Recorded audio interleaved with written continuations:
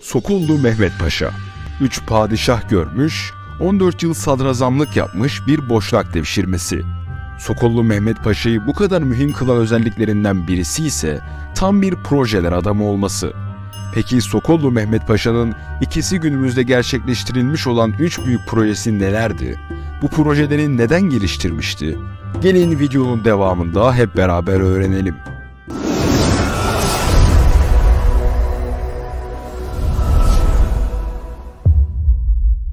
1505 yılında Visegrad Kadılığındaki Rudo kasabasına uzak olmayan, Osmanlı idaresi altındayken Sokol olarak adlandırılan Sokoloviçi'de dünyaya gelen Sokollu Mehmet Paşa, Bayo adıyla vaftiz edilmiş, 1519 yılında devşirme sistemiyle çocuk yaşta Edirne Sarayı'na getirilmiş, Mehmet adı verilerek Türk ve Müslüman kültürüyle yetiştirilmiş, ardından İstanbul'a gönderilmiştir.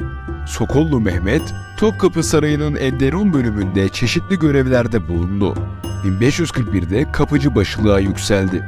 1546'da saray hizmetlerinde başarılı olanların dış görevlere atanmaları yolundaki gelenek uyarınca kaptanı deryalığa getirildi. 1549'da vezirliğe yükselerek Rumeli Beylerbeyliğine atandı. 1553'te Kubbealtı vezirlerinden birisi oldu. Semiz Ali Paşa'nın sadrazamlığa yükselmesiyle ikinci vezir olan Sokollu, onun 1565'te ölmesiyle sadrazamlığa getirildi. Osmanlı tarihinde Sokollu devri başlıyordu. Sokollu askeri ve siyasi başarılarının yanı sıra 3 büyük projesiyle tarihe damga vurmuştu. Bu projelerden ilki Süveyş kanalıydı. Avusturya'nın İstanbul'daki memuru Karl Riem, 1570 yılında sarayına yazdığı bir raporda, Sokollu'nun Kıbrıs'a saldıracağı bilinen Türk donanması ile aslında Afrika'ya mümkün olduğu kadar çok kuvvet yollamayı düşündüğünü bildirdi.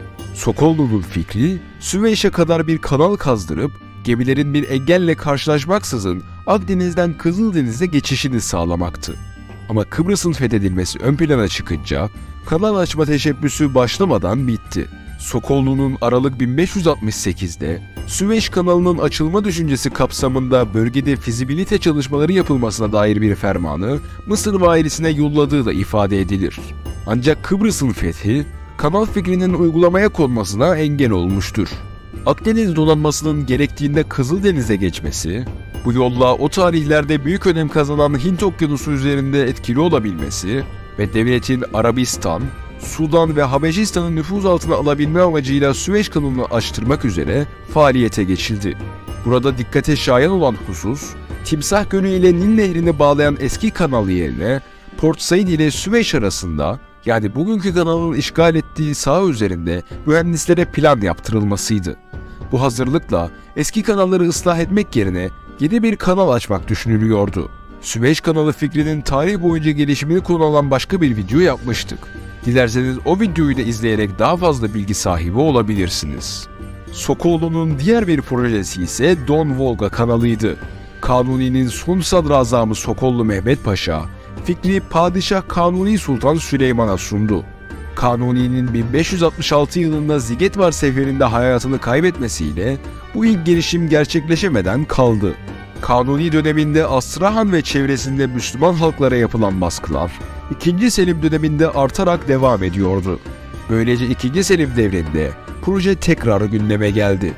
Sokollu muhalifleri bu projenin bir hayali girişim olduğunu, boş yere devleti nihayetsiz masraf ve zarara sokacağını ileri sürseler de Sokollu Mehmet Paşa fikrini padişaha benimsetti. Kanal projesi, Rusya Çarlığı'nın eline düşen Kazan ve Astrahan'ı Rusların elinden almayı hedefleyen Astrahan seferiyle eş zamanlı yürütülecek, donanma Volga'ya geçerek orduyla beraber Astrahan üzerine gidecekti.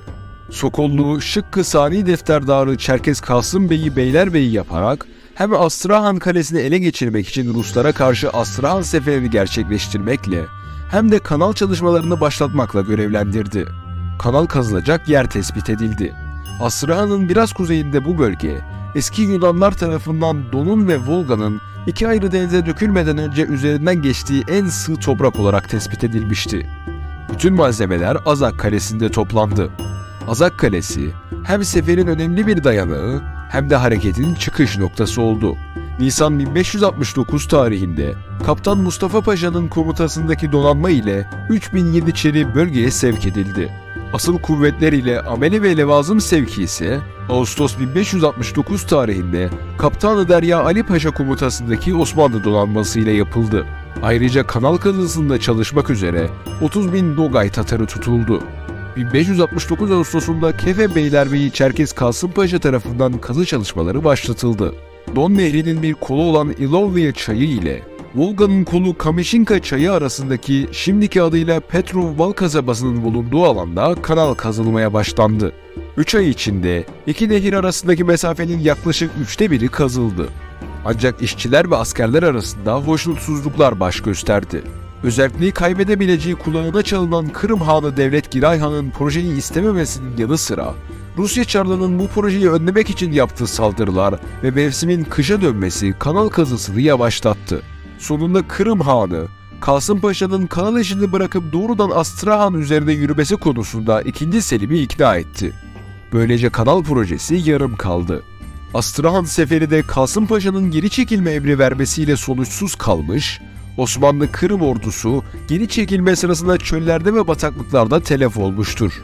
Sokollu'nun bu projesi, Sovyetler Birliği tarafından Osmanlı'nın seçtiği yerden farklı 2 noktadan yürütülen 5 yıllık kazı çalışması sonucu 1952'de hayata geçirildi. Sokollu'nun son büyük projesi ise Körfez-Sapanca-Sakarya kanalıydı. Bu proje, Sakarya Nehri'ni Sapanca Gölü'ne, Gölü de İzmit Körfezi'ne bağlamayı amaçlıyordu.